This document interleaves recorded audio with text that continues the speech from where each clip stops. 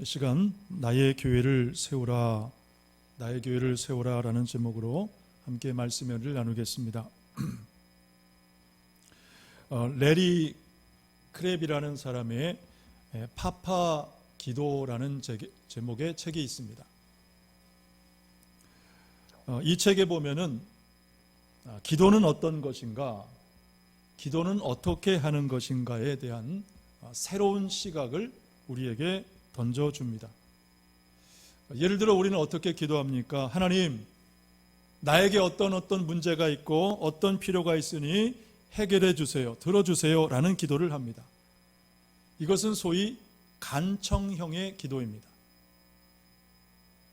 레리 크랩은 이런 간청형 기도가 아닌 관계형 기도가 되어야 한다라고 말하면서 이를 영어 알파벳 PAPA, 즉 파파 기도라고 명명을 했습니다.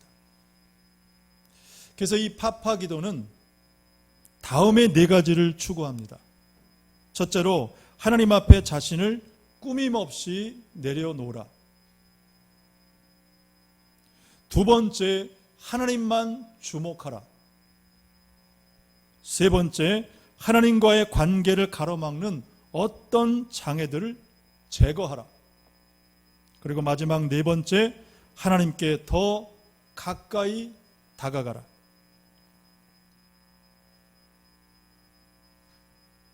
기도는 어떤 것이냐?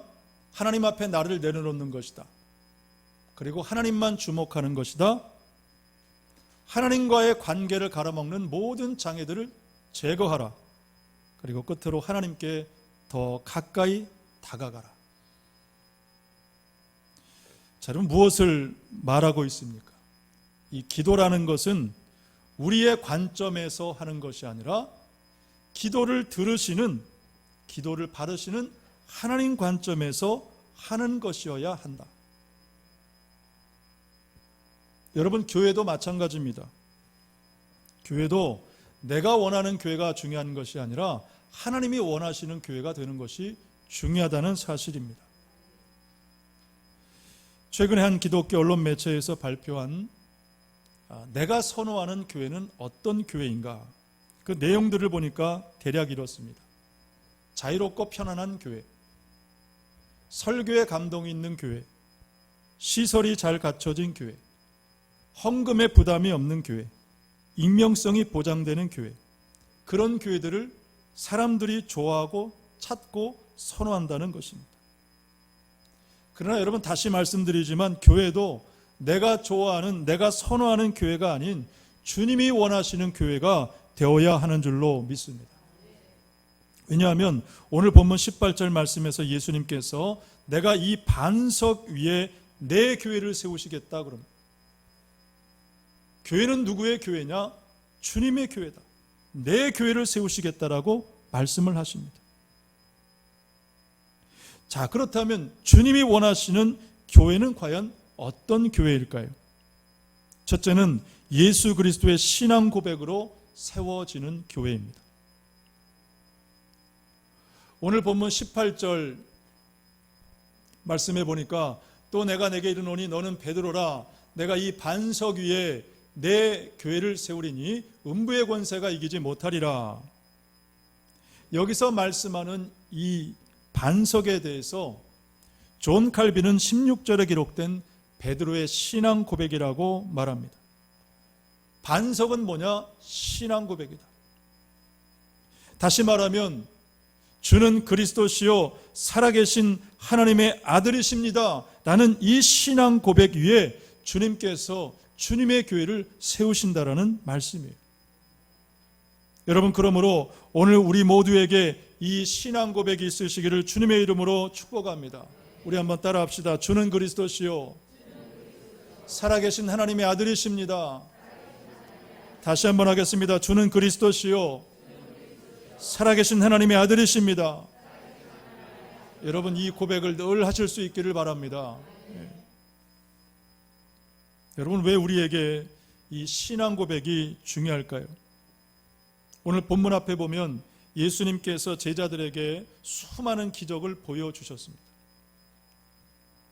나병 환자를 고치시고 백부장의 하인을 같은 그런 병자들을 고쳐주셨습니다. 기적을 보게 하신 것입니다. 뿐만 아니라 여러 가지 비유로 또한 말씀으로 제자들을 가르쳤습니다. 기적을 보여주시고 말씀으로 가르쳤습니다. 그럼에도 불구하고 제자들의 믿음은 여전히 부족했다는 사실입니다. 예수님은 그런 제자들을 보시면서 13절에서 이렇게 물으셨어요. 사람들이 인자를 뭐라고 부르느냐? 누구라고 하느냐? 다시 말해 사람들이 예수님 자신을 어떻게 부르는지 물으신 것입니다. 그때 제자들이 대답했습니다. 더러는 세례 요한이요 더러는 엘리야요 어떤 이는 예레미야나 선지자 중에 하나라고 하더이다. 자, 그렇다면 너희는 나를 누구라고 하느냐? 너에게 나는 누구냐? 라고 주님이 제자들에게 물으셨습니다. 여러분, 주님이 똑같은 이 질문을 저와 여러분에게 하신다면 여러분 어떻게 대답하시겠습니까? 오늘 베드로처럼 주는 그리스도시요 살아계신 하나님의 아들이십니다 라는 이 고백을 여러분 당당하게 자신 있게 하실 수 있기를 바랍니다. 여러분, 그렇습니다. 신앙은 고백되어져야 하는 것입니다. 내면에 있는 우리의 신앙은, 믿음은 우리의 입술을 통해 고백되고 우리의 삶을 통해 여러분 고백되어질 때 여러분 견고한 신앙이 되는 줄로 믿습니다. 빌립보서 2장 11절 말씀해 보니까 모든 입으로 예수 그리스도를 주라 시인하여 하나님 아버지께 영광을 돌리게 하라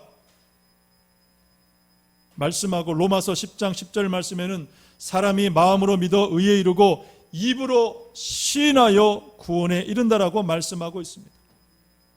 여러분, 그래서 이 시인하고 고백하는 신앙이 얼마나 중요한지 모릅니다. 특별히 여러분 삶의 신앙 고백이 있으시기를 바랍니다. 우리의 신앙은 입술로 뿐만 아니라 삶의 고백으로 나타나야 한다라는 사실입니다. 제가 전에 미국에서 그 청년부 성경 공부를 인도할 때였습니다. 한국에서 그 샌디에고의 그 미 해군 기지가 있는데 그 미군 기지로 연수 왔던 한 청년이 그 성경 공부에 참석하게 됐습니다. 사실 그 청년은 무신론자였는데 그 청년이 머물던 하숙집 주인이 교회 권사님이셨어요. 그래서 그 권사님이 이제 우리 교회에서 청년부 성경 공부를 하니까 한번 참석해보라. 그래서 이제 그 청년이 이제 시간도 되고 해서 마침 참석을 하게 됐습니다. 그래서 모이게 된 첫날 자기의 이런 간증을 하는 거예요. 한국에서 해군사관학교에 처음 입학을 했는데 그때 참 못된 선배 한 사람이 있었다는 것입니다. 얼마나 못살게 굴었던지 동료들이 하나같이 하는 말이 저놈 하나만 없어졌으면 좋겠다라고 하더라는 것입니다. 그런데 놀라운 사실은 뭐냐? 그 선배가, 그 못된 선배가 그렇게 열심 있는 신자였다는 거예요. 주일만 되면 빠짐없이 교회 예배에 참석하고 봉사하고 열심히 있는 그런 사람이었는데, 그런데 그 선배한테만 걸리면 사람들이 울고 나올 정도로 참 악명이 높았다라는 것입니다. 얼마나 그때 상처를 많이 받았는지 모릅니다. 자, 그렇다면 여러분 왜 이런 일들이 일어나겠습니까? 개인의 신앙은 있는데 삶의 고백으로 이어지지 못했기 때문에 나타나는 일들이라는 것입니다. 사도행전 2장에 보면 여러분 예루살렘 초대교회의 놀라운 부흥의 이야기가 기록되어 있습니다. 표적과 기사가 많이 나타났다. 특별히 온 백성에게 칭송을 받으니 주께서 구원받는 사람을 날마다 더하시니라 라고 기록을 하고 있습니다. 자, 그렇다면 무엇이 사람들의 칭찬과 부흥을 가져오게 했는가? 그 앞절에 보면 두 가지 이유가 있습니다. 먼저 2장 37절 말씀에 보면 그들이 이 말을 듣고 마음에 찔려 우리가 어찌할꼬 했다라고 기록을 하고 있는데 이 말이 뭐냐? 바로 베드로의 설교를 듣고 마음에 찔렸다. 그리고 42절 말씀에는 그들이 사도의 가르침을 받아 서로 교제하고 떡을 떼며 오로지 기도하기를 힘쓰니라 라고 기록을 하고 있습니다. 자, 여러분, 무엇이 세상 사람들의 칭송을 듣게 했습니까? 또 무엇이 교회 부흥을 가져왔습니까? 바로 말씀이었습니다. 여러분, 그러므로 저와 여러분 하나님 말씀으로 충만하시고 그것이 저와 여러분의 신앙 고백으로 나타날 수 있기를 주의 이름으로 축복합니다. 미국의 크리스찬 투데이라는 그 기독교 신문이 있는데 거기에 실린 예화 하나를 소개하겠습니다. 미국 동부의 펜실바니아 주의 그 페어튼 커뮤니티 처치라는 곳이 있는데 그곳에 교회를 다니는 빌이라는 이제 한 60세 정도 된 어떤 분이 계셨던 것 같아요. 그러니까 이 빌이라는 분은 평생 교회를 다녔다고 합니다. 근데 평생 교회를 다니면서도 단 한 번도 교회 봉사하거나 섬겨보지를 않았어요. 근데 이 페어튼 커뮤니티 처치에 새로운 담임 목사님이 부임을 하게 됐는데 그 목사님이 이 60세의 빌을 보면서 이제 그분을 축복하시면서 함께 성경 공부를 해보자고 그렇게 권유를 했습니다. 그러면서 함께 성경 공부를 통해서 그 빌의 삶이 이제 변화가 되기를 시작했습니다. 이제는 교회 단지 예배를 드리고 참석하는 것뿐만이 아니라 삶의 여러 가지 긍정적인 변화들이 찾아왔습니다. 그러면서 이제 성경 공부를 한 지 3년 뒤에 그 교회 안수 집사가 되었고 그리고 몇 년 후에는 마침내 그 교회 장로가 되어서 쓰임 받았다라는 그런 기사의 내용이었습니다. 무엇을 말하고자 합니까? 여러분, 그만큼 말씀을 배우는 것이 중요하다는 것입니다. 말씀에 대한 배움이 있었기 때문에 헌신하게 됐고 삶의 변화가 찾아오고 자신감이 넘치고 그리고 안수 집사 장로가 되어 하나님 앞에 쓰임받는 그 마지막 인생이 되었다라는 사실입니다. 여러분, 그러므로 말씀을 배우는 신앙이 되시기를 주님의 이름으로 축복합니다. 며칠 전에 그 신문을 보니까 요즘 현대인들의 눈물이 점점 메말라가고 있다라는 기사가 있더라고요. 그래서 요즘은 학교 졸업식장에서도 더 이상 울지 않는다. 장례식장 가서도 사랑하는 가족을 잃었음에도 사람들이 울지를 않는다고 합니다. 감동이 사라지고 눈물이 점점 메말라가는 그런 사회가 되고 있다는 것입니다. 여러분, 세상만 그런 것이 아니라 교회도 마찬가지입니다. 교회 안에서 잠깐의 감동은 있지만 깊은 참회가 점점 사라지고 있습니다. 그러니 하나님 앞에 온전한 헌신도 없는 것입니다.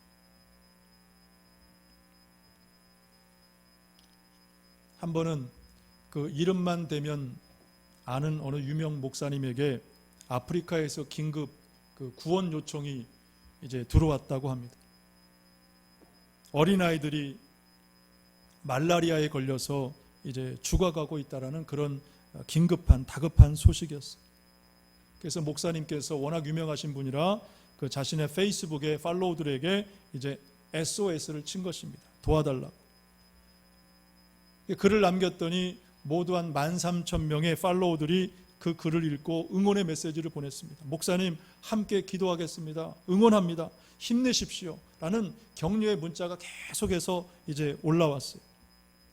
그런데 실제로 돕겠다라고 송금을 해온 사람은 166명이 전부였다는 것입니다. 그러니까 13,000명이 기도하겠다, 응원하겠다라고 했는데 그 중에 166명만 실제로 송금을 해왔다는 것입니다. 그러니까 약 1% 정도만 실제로 움직였다. 그러니까 무엇을 알게 되냐면 감동은 있는데 헌신이 없다는 거예요.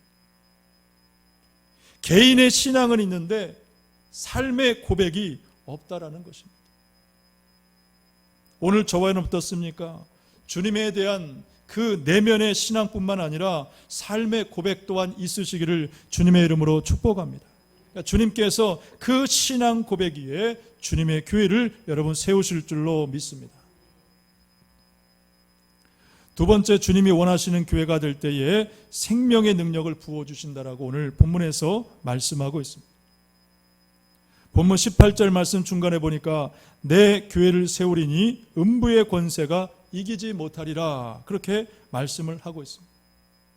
여기서 말씀하는 이 음부는 죽은 자의 영역을 뜻합니다. 죽은 자의 영역. 그래서 음부의 권세가 이기지 못한다는 것은 이 음부의 권세를 이기는 생명의 능력을 부어주신다라는 그런 약속의 말씀인 것입니다. 여러분, 교회들도 보면은 살아있는 교회가 있고 죽어 있거나 혹은 점점 죽어가는 그런 교회들이 있습니다. 이번에 이 코로나 때문에 그런 교회들이 참 많은 것 같습니다. 미국의 에드 스테저라는 그 신학자가 그 침체되는 교회 혹은 죽어가는 그런 교회들을 쭉 연구를 해보니까 그런 교회들의 몇 가지 좀 특징들이 있더라고요. 첫 번째는 침체한 분위기로 부흥할 수 없다라는 깊은 패배감에 잡혀 있다. 두 번째는 어떤 과거의 조직과 체계에 얽매여 있다. 그래서 변화를 거부한다는 것입니다. 셋째는 이대로가 좋다라고 말하면서 부흥을 원치 않는다라는 것입니다. 제가 플러신학교에서 공부할 때 그 만났던 한 목사님의 그 섬기시는 교회가 그대로 그랬어요. 그 목사님은 저보다 한 4, 5년 정도 아래예요.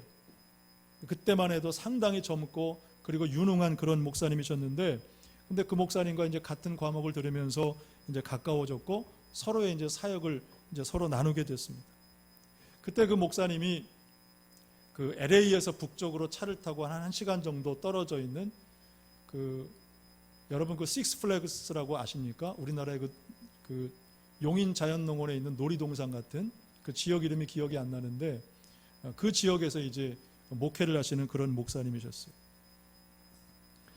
이제 그 목사님이 그 교회에서 담임 목회를 한 지가 한 5년 정도 되었다. 그리고 가정은 4가정이었다고 얘기를 하더라고요. 그러니까 이민교회가 그렇게 큰 교회들이 많이 없습니다. 그러니까 4가정이었다. 근데 저는 이제 그 말을 듣고 조금 의아하다 싶었던 게 뭐냐면, 그 목사님 제가 짧은 시간 동안 교제했지만 참 유능한 목사님이셨거든요. 굉장히 명석하고 성경이나 여러 가지 외모나 모든 것이 참 잘 갖춰진 그런 목사님이신데 5년 동안 4가정 목회를 했다. 참 의아해서 제가 물어봤어요. 목사님, 5년 동안 계속 4가정이었습니까? 제가 이제 여쭤봤더니 목사님이 그렇다는 거예요. 5년 동안 변화가 없다라는 것입니다. 그래서 제가 왜입니까? 라고 재차 물었어요. 그랬더니 하시는 말씀이, 교인들이 하나같이 우리만 모이는 것이 좋습니다. 우리만 모이는 것이 좋고 편합니다. 그런 생각에 그냥 아주 가득하다는 거예요. 그러니까 새로운 사람들이 들어오는 걸 싫어한다는 거예요. 비록 4가정이지만 그 4가정이 다 비즈니스를 하시는 분들이에요. 그러니까 사업하시는 분들이라 뭐 교회 렌트 걱정, 재정적인 걱정들은 안 하는 거예요. 그러니까 자신들만 모이는 것이 편하고 교회 부흥이라는 것은 아예 생각조차 그분들의 생각 속에 없더라는 것입니다. 그러면서 그 목사님이 너무너무 힘들고 지쳐있다. 자기도 떠나고 싶은데 떠날 수가 없다. 이제 그런 말씀을 저한테 마지막에 하셨어요. 여러분 어떻습니까? 오늘 우리 하늘과 땅을 잇는 교회는 정말로 살아있는 교회, 생명의 능력이 부어지는 그런 교회가 되기를 주님의 이름으로 축복합니다. 뿐만 아니라 여러분 19절 말씀해 보니까 내가 천국 열쇠를 내게 주리니 라고 주님이 말씀하고 있습니다. 자, 천국 열쇠를 주겠다. 이 뜻이 뭐냐면 구원 사역을 위임하신다, 전권을 주시겠다라는 그런 뜻입니다. 여러분, 이 천국 열쇠를 우리 교회가 받기를 기대합니다. 여러분, 세상에는 많은 교회들이 있지만은 그런데 모든 교회가 쓰임 받는 것은 아닙니다. 그러니까 똑같은 말씀을 들어도 아멘하는 사람들이 있고 아멘을 주저하고 거부하는 사람들도 있습니다. 여러분, 아멘이라는 게 무슨 뜻입니까? 그대로 되기를 원합니다. 믿습니다. 우리가 믿음으로 하는 것이 아멘이죠. 그러니까 하나님께서 약속의 말씀을 주실 때 아멘으로 하답하는 사람들에게 역사하시는 것입니다.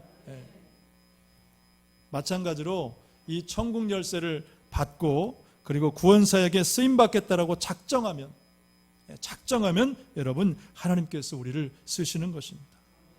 여러분 열쇠라는 것이 어떤 기능이 있어요? 열쇠가 있으면은 언제든 내가 필요하면 열고 들어갈 수 있는 것이 열쇠입니다.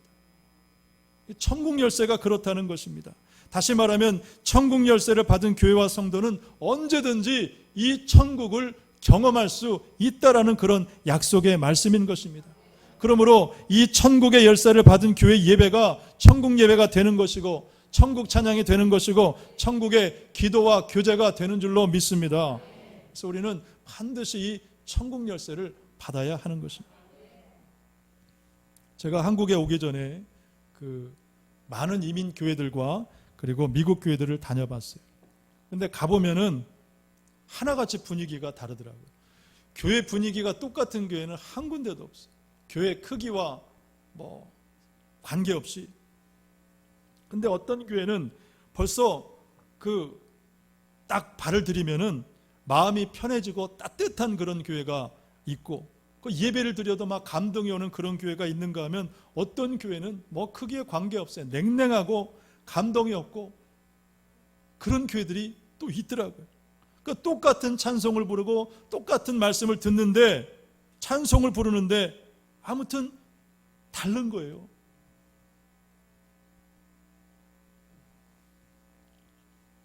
여러분 아시는지 모르겠지만 저는 참 이 커피를 좋아합니다.